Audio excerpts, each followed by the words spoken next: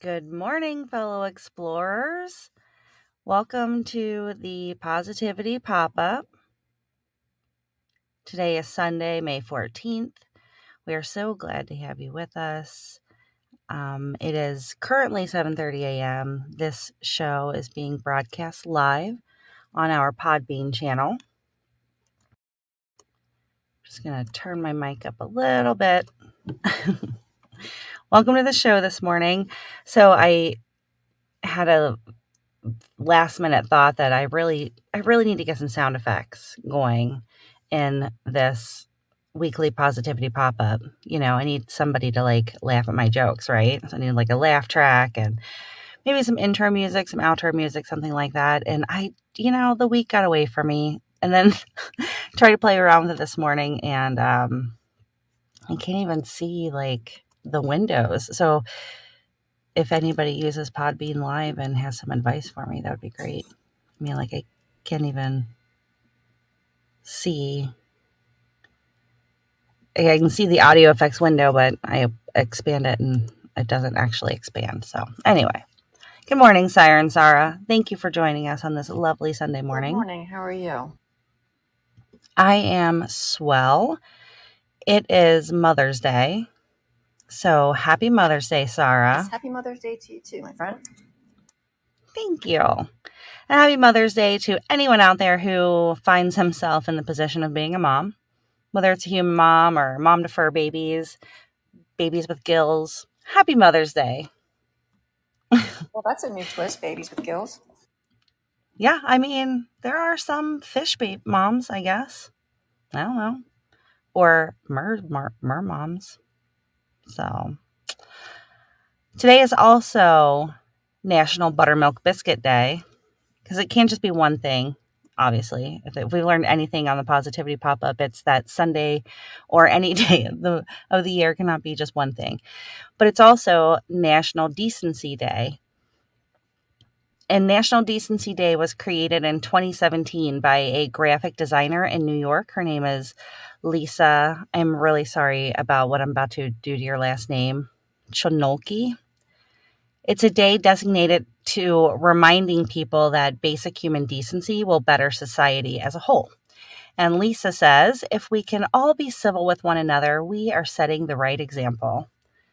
So I will post a link in the description here that will give you some ideas on ways to celebrate National Decency Day. But when this whole thing started, so Lisa, she's a graphic designer. She created buttons, and she would hand them out to people. And I think it's taken off. You can actually order decency buttons, and I don't know. They say distribute them to friends, family. Maybe that'll be a Siren Soapbox challenge for next year. Spread decency buttons and raise awareness for National Decency Day. Another idea is teach people how to have a civil argument. Man, I'm going to tell you what, I feel like that is so important. If you can't have a disagreement and a normal conversation with somebody without it escalating into some crazy argument, that's really difficult. It's really difficult to communicate if you can't make that happen, in my humble opinion. I think that's definitely more of an issue these days because people don't actually have to have their discussions face to face anymore. Yeah, that's a good point. It is a lot easier to hateful, not someone. Yeah, exactly. You can't even humanize each other if you're just doing it through a screen. So, and then the third idea is make and distribute decency accessories. Get artistic and create decency accessories of your own. I could picture maybe some sweatbands, headbands. That might be fun. All right. Let's jump into it. Our first story is about a young man named Christian Bowers. He is 24 years old and he has Down syndrome. He graduated from high school about 5 years ago, and when he was in high school, he had lots and lots of friends. But since high school, it's been pretty difficult to maintain his friendships. So for the last 5 years, he's been more recently, I guess, he's been pretty depressed about where his friends are. Why doesn't he have any his friends? And his mom, Donna Herter, she was just heartbroken hearing this poor guy. Everybody needs friends. Friendships are so important. So she just put a post out on Facebook. She was offering to pay someone to come and sit with him. She was looking for a young man between the ages of, I think it was like 20 and 28, to come hang out with her kid for an hour or so a week, and she'd pay him $80. And this was at like 4:00 in the morning. She's a nurse at a hospital. She works overnights. So about 4:00 in the morning, she headed home after this. She woke up to like over 5,000 comments on her post. And it was completely overwhelming for her. Can you imagine that, Sarah? That's awesome. I know. So, according to the National Down Syndrome Society, or NDSS, adults with Down syndrome often face barriers to making and keeping friends. For instance, they may not drive, so they may not be able to visit their friends. So many people reached out with it wasn't just people offering to help, but also moms of other disabled children who were also seeking advice. It appears to be a common problem.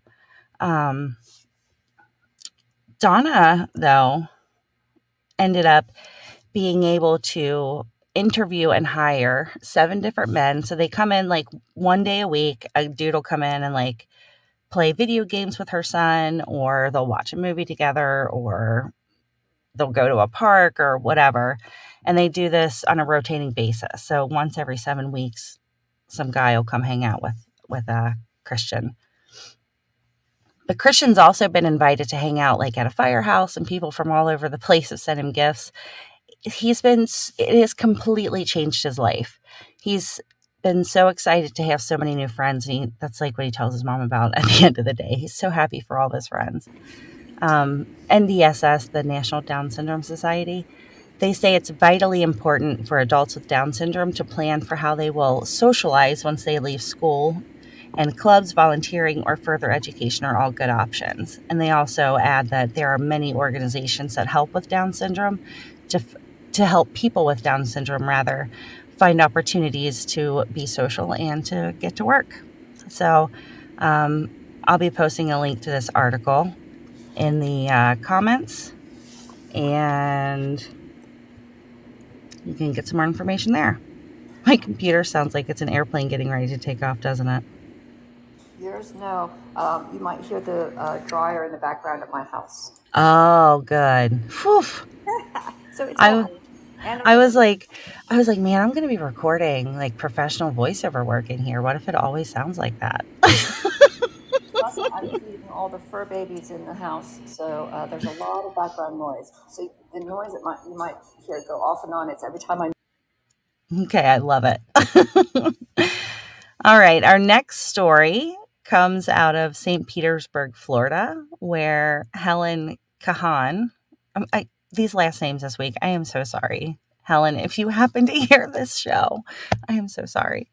Helen Kahan celebrates her 100th birthday by throwing out the first pitch at a Tampa Bay Rays game.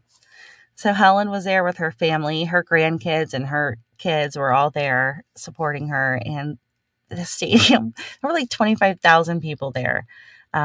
She got to throw out the first pitch. She's not only turning 100 years old, but she's also a Holocaust survivor. So this woman has a lot of stories to tell, I'm sure. This is what she said about her experience. It was wonderful and exciting, Kahan told Fox News Digital on the May 5 first in-series baseball game held at Tropicana Field in St. Petersburg, Florida. I loved seeing so many people cheering for us. Go Tampa Bay, win, win, win.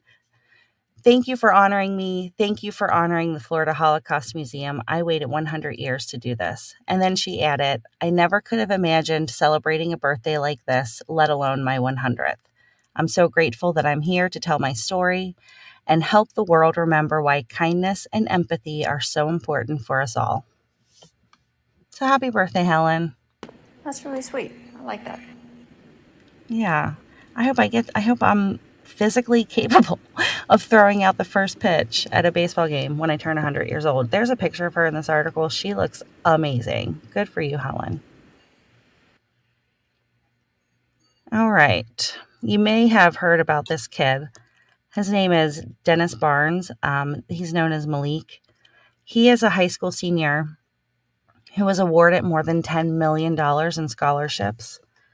He was accepted at more than the 150 colleges. I think he applied to 188 colleges, and more than 150 of them accepted him. Not only that, but he, You can choose where you want to go. I know. So he maintained a 4.0 GPA, skipped 2 grades, and started his senior year of high school at the age of 16. He's president of his school's chapter of the International or National Honor Society. He's fluent in Spanish. He ran track and played basketball all throughout his high school career. And he's been dually enrolled in the Southern University of New Orleans for the last 2 years. He has already earned 27 college credits, Sarah. Isn't that awesome? Wow. So this is what he said. Today, I am pleased to announce my final college decision for the fall of 2023. It's an honor and a privilege to be accepted to the Ivy League Cornell University's College of Engineering in Ithaca, New York. So good for you. Congratulations, Malik. That's really exciting. Good for him. He places a very high value on education, as you might imagine. He had some advice for all of our kids out here. He says, make a goal and stick to it. Make education a priority over everything else. It's very easy to be influenced by other people or peer pressure or even just wanting to have fun all the time. But if you keep it as a priority, then you will definitely be successful whenever you put that first and put God first. Keep God in the midst of everything you're doing, and I can say that you'll see results in some way. So there you go. Congratulations, Malik. That's pretty awesome. And then my last story, Sarah, is about a meteorite that crashed into a New Jersey home this week. I know this doesn't sound exactly positive, but nobody got hurt. And the home just had a small repairable hole in the roof, actually. So there were scientists with the College of New Jersey that determined the object. It was about 6 inches by 4 inches and weighs just over 2 pounds. It's a rare stony chondrite meteorite. And they got to examine it. They got a hazmat team in here to retrieve the object. So the homeowner, Susie Kopp, she thought that someone threw a rock through their window, but then when she got closer to it, it was hot, and there was the obvious hole in the in the roof and ceiling where this thing came through. So people came in hazmat suits to retrieve it, and these scientists got to inspect it. One of them said that getting the chance to examine the meteorite was a rare and thrilling opportunity for me, as well as for a group of physics students and professors at TCNJ. So that was Nathan Maggie. He's chair of the school's physics department. And then he said, we are excited to be able to confirm that the object is a true chondrite meteorite in excellent condition and one of a very small number of similar witnessed chondrite falls known to science. So there you go. Very cool experience. That's very cool. My first thought is, darn, don't they get to keep it then? I mean, it was in their home. Maybe they do get to keep it. I don't know. Maybe it's worth some money. Maybe they get to sell it. That would be fun. If you don't care about the meteorite. Yeah. I mean, I think we would. I have a feeling that if a meteorite came crashing through our home, it would be really hard to convince Mark to get rid of it. Yeah. And the other thought that I had was, we're quite sure it didn't just come from an airplane. Right. Oh, Humble Dog is listening to us. Good morning. Happy Mother's Day to you as well. Thank you very much. We appreciate that. All right. So, Sarah, that was my last story of the week, but You know what I have for you. I hope it's jokes. Girl, you know it is. All right. So I found some silly jokes for outer space, for space nerds actually. All right, here we go. Where do astronauts keep their astronaut food snacks? I don't know, Summer. Where do astronauts keep their astronaut snacks? In their launch box. Oh my god. Oh, I mean, wow, that's so funny. Oh, excuse me. Um,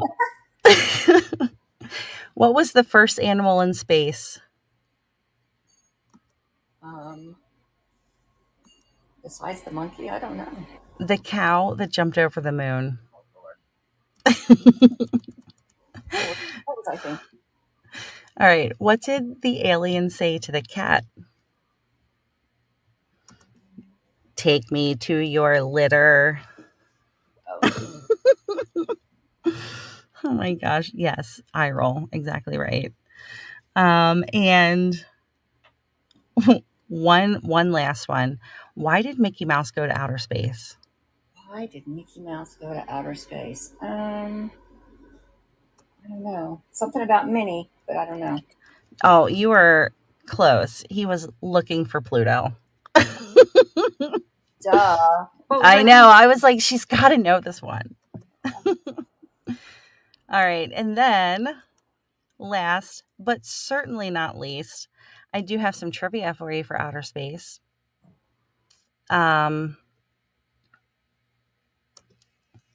Well, okay. I have some trivia and some facts. The first fact for you is that space is completely silent. Oh my gosh, I can't speak this morning. There is no atmosphere in space, which means that sound has no medium or way to travel to be heard. How about that? But that wasn't That's some, in the movie Alien. They said no one can hear you scream, right? oh, I forgot about that movie. Thanks for the reminder, though. I might have to watch it. There's also a Bob's Burgers episode about that. Do you know what the hottest planet in our solar system is? No. Tell me.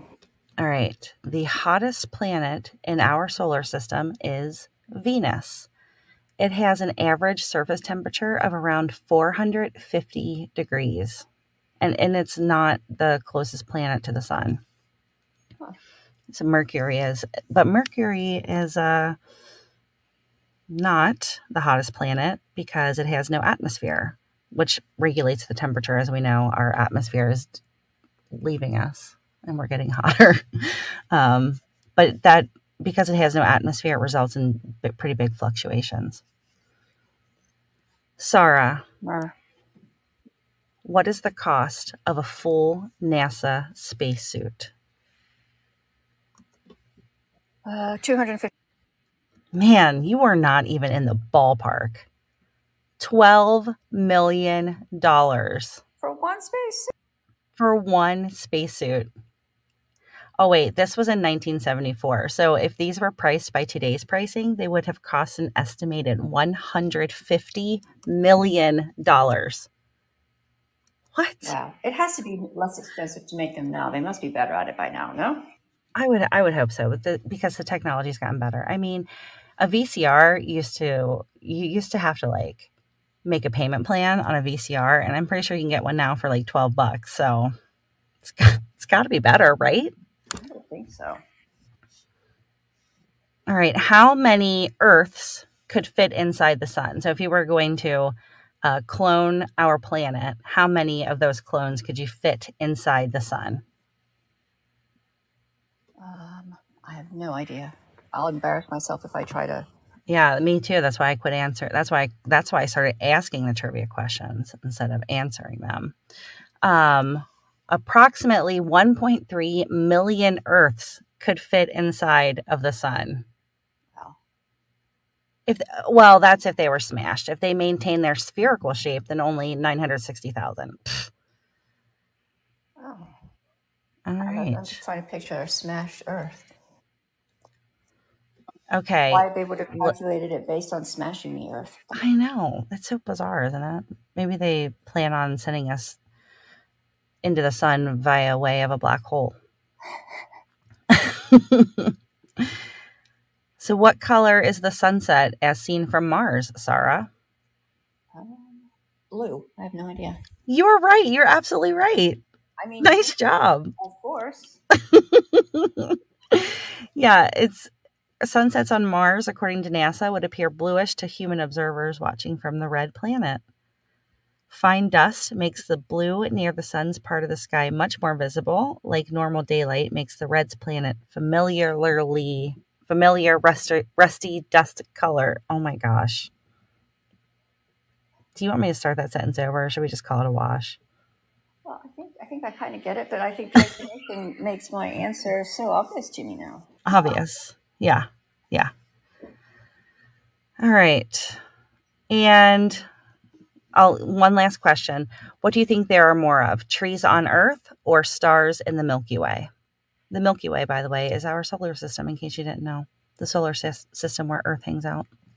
I go with the stars in the Milky Way.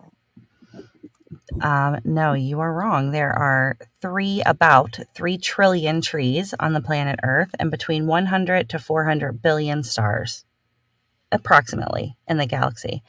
I'm guessing that number continues to increase, though, as we continue to explore. I don't know that for sure, but I would think so. Well, we keep planting trees, hopefully, so... Yeah, and yeah. Hopefully we're replacing all the ones that we chop down. We've all seen the Lorax. And maybe read it. I don't know. All right. Well, that is all I have for you. Thank you so much for joining us today. We hope you have an amazing Mother's Day and an amazing week. And we'll be back here next Sunday with some more positivity pop-up for you. But until then, dive in, stay curious, and be happy. Bye.